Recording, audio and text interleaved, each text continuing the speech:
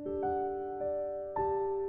Mams, sebelum nonton video ini, jangan lupa subscribe dulu channel Nakita ID ya, aktifkan loncengnya, dan jangan lupa like dan share video ini ya Mams. Terima kasih. Ya, nama saya Dr. Andon, nama lengkapnya Andon Estiantoro, dokter spesialis obstetri dan ginekologi, atau dikenal dengan dokter spesialis penyakit kandungan. Saya bekerja di Rumah Sakit Dr. Cipto Mangunkusumo dan juga sekaligus sebagai manajer kerjasama Ventura dan alumni Fakultas Kedokteran Universitas Indonesia. Hormon tetap punya 3, punya hormon estrogen, punya hormon progesteron, punya hormon androgen. Perempuan 3-tiganya punya dihasilkan.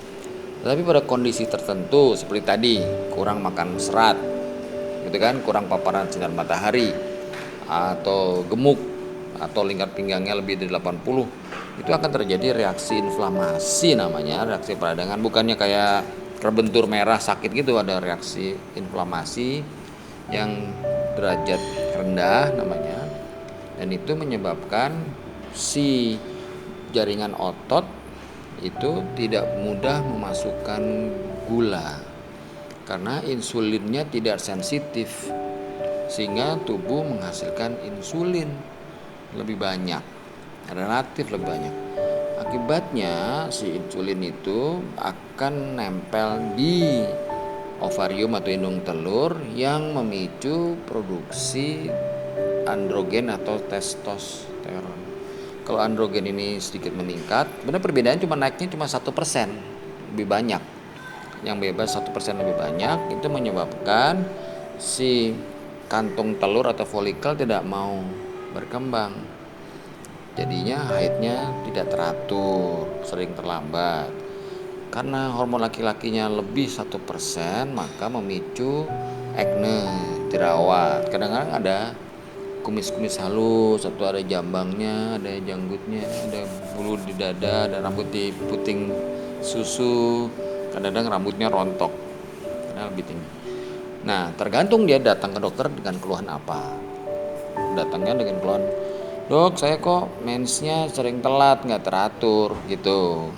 Kalau zaman dulu ya udah kasih pil KB deh gitu, karena pil KB-nya bisa dipakai 2. Pil KB bisa dipakai untuk mengatur siklus mens, sama dipakai untuk meningkatkan hormon pengikat hormon SHBG gitu, sex hormone binding globulin. Jadi meningkatkan produksi globulin pengikat hormon dari hati.